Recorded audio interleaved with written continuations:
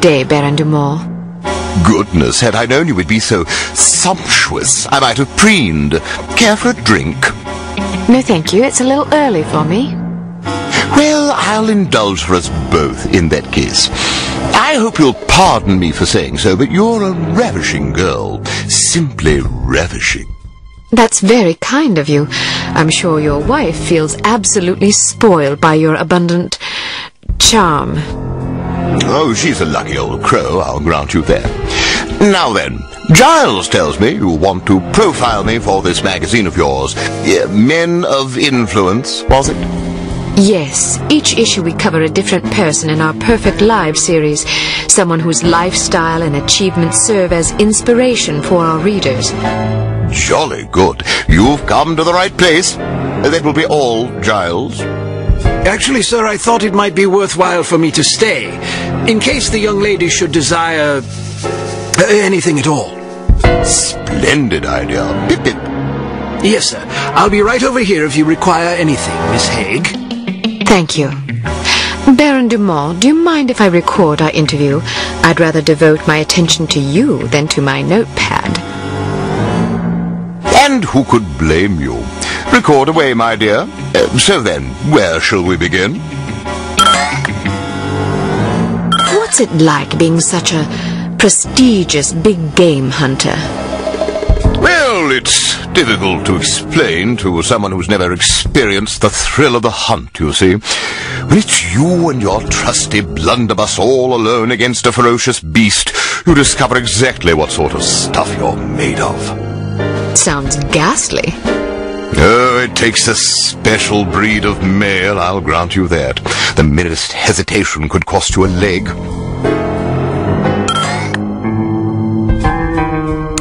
What's the most heroic thing you ever did on safari? Yeah, splendid question. Well, I once wrestled a lion to the ground and strangled it to death with my bare hands. Yes, I remember now. My porter had injured his leg and was about to be mauled. Dear Lord! Dear Lord, how courageous! Yes, indeed. Oh, one doesn't really stop to think about these things. One merely acts.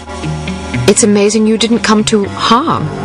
Yes, well, the Dumas lineage is renowned for resourcefulness and fortitude.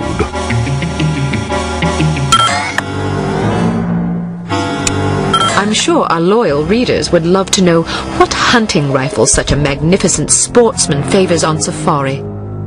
Ah, yes, indeed. Well, it depends to some degree on the beast I'm tracking. For a tiger, I tend to favor the legendary Matterhorn Model 4 special issue. Isn't that a .22 caliber target rifle? Seems a bit feeble for a tiger. Yes, but I savor a challenge. How intrepid! You must be quite a marksman to take down a tiger with a single round from a .22. Well, sometimes it takes a few more than that. Still, even 3 rounds is impressive. It's usually more like 17 or 18. Really? You might find a larger caliber to be more humane. Yes, but then you have to deal with all that nasty recoil. I see. What's the most dangerous animal you ever faced? I once squared off against a silverback gorilla. A silverback gorilla? Yes, a huge, ferocious, man-eating beast. Man-eating? Quite so. But I was under the impression that gorillas were herbivores and very gentle unless threatened. Well, that's true of some gorillas, but this was one of the dreaded man-eating gorillas of Pakistan. I wasn't aware there were gorillas in Pakistan. Well, that's because few lived to tell of them, you see. Well, it's fortunate that you did. Agreed. Silverbacks are by far the most dangerous animals to hunt. I was under the impression that distinction went to Cape buffalo. Nonsense. Cape buffalo are just glorified cows.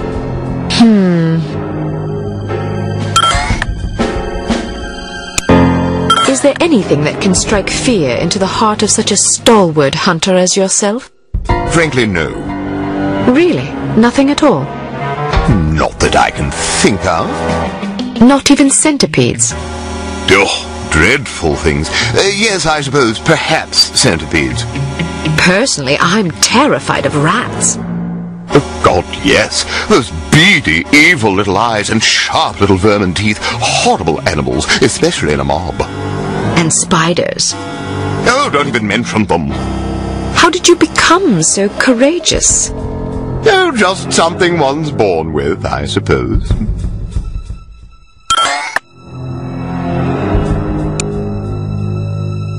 I imagine you've traveled to many exotic locales across the globe in your many daring adventures. Is there any place you favor above all others for hunting? Ah, most certainly. Let me guess. Kenya. Oh, goodness, no. I don't speak a word of Chinese. But Kenya's in Africa. Oh, I thought you were referring to the one in China. All right, then. How about Bengal? Cold weather doesn't agree with me. Rhodesia? Heavens. Madagascar? Not on your life. Where then? Well, to be perfectly honest, I'm quite fond of Bristol. Partridge? Pandas.